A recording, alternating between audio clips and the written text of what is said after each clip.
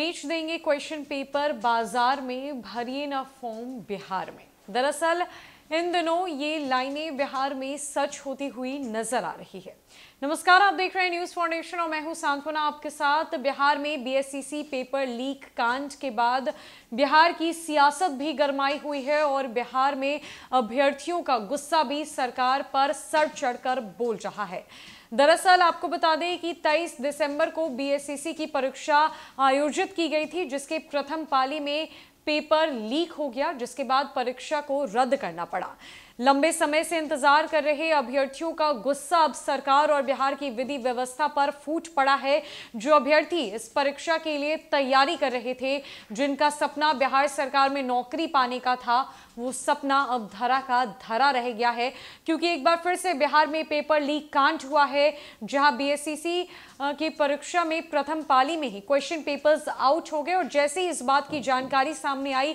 परीक्षा को रद्द कर दिया गया, जिसके बाद बिहार के विभिन्न जगहों पर अभ्यर्थियों के द्वारा जमकर हंगामा किया जा रहा है, प्रदर्शन किया जा रहा है, सरकार पर सवाल उठाए जा रहे हैं और सरकार से ये पूछा जा रहा है कि आखिर कब तक बिहार में ऐसी चीजें होती रहेंगी, कब तक बिहार के बच्चों का, बिहार के युवाओं का जो भविष्य है वो इस तरीके से अंधकार में चला जाता रहेगा। बिहार के युवा जब बिहार सरकार में नौकरी की तैयारी करते हैं तो उन्हें एक प्रकार का डर भी लगा रहता है कि कहीं परीक्षा ना रद्द हो जाए, कहीं एक बार फिर से क्वेश्चन पेपर लीक ना हो जाए या फिर कहीं परीक्षा हो ही ना। सालों भर इंतजार करना पड़ता है कभी एक परीक्षा को लेकर, तो कहीं सालों भर इंतजार करना पड़ता है एक परीक्षा के रिजल्ट को लेकर। जहां एक तरफ शिक्षक अभ्यर्थी बिहार में प्रदर्शन करते हुए नजर आते हैं, तो वहीं अब बीएसईसी को लेकर जिन युवाओं की उम्मीद जागी थी, वो उम्मीद भी अब टूट गई है। और अब एक गाना जो वेब सीरीज खाकी का है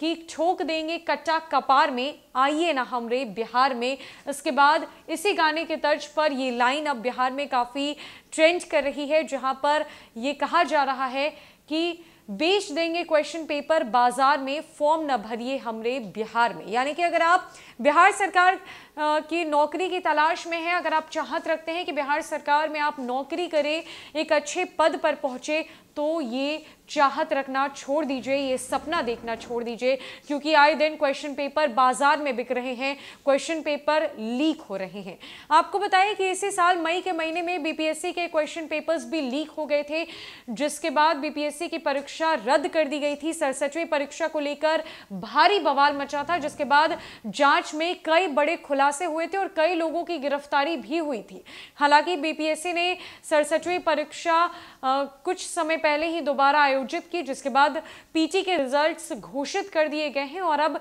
बीएसईसी की परीक्षा के पेपर्स भी लीक हो गए हैं, जिस पर एक तरफ जहां नीतीश कुमार ये कहते हैं कि जांच बहुत बढ़िया से चल रही है, हमने अधिकारियों को दिशा निर्देश जारी कर दिया है, तो वहीं अब युवाओं को ये नहीं पता कि आगे क्या कुछ होने वाला है। वहीं दूसरी तरफ तेजस्वी यादव का एक वीडियो भी खासा वायरल हुआ, जिसको हमने आपको खबर में दिखाया, जहां जब तेजस्वी यादव बिहार में विपक्ष की भूमिका में थे तो उन्होंने ऐलान किया था कि कोई भी युवा को घबराने की जरूरत नहीं है, युवाओं को हताश होने की जरूरत नहीं है। अगर किसी भी एग्जाम का क्वेश्चन पेपर लीक होता है, आउट होता है, तो उन्हें चिंता करने की जरूरत नहीं है, उन्हें 5,000 रुपए मुआवजा दिया जाएगा। वहीं अब जब तेजस्वी यादव बिहार के उप मुख्यमंत्री बन चुके हैं, सत्ता में उनकी सरकार चल रही है, तब तेजस्वी यादव इस पूरे मामले पर चुप है और उनका ये वीडियो भी सोशल मीडिया पर काफी वायरल हो रहा है और युवाओं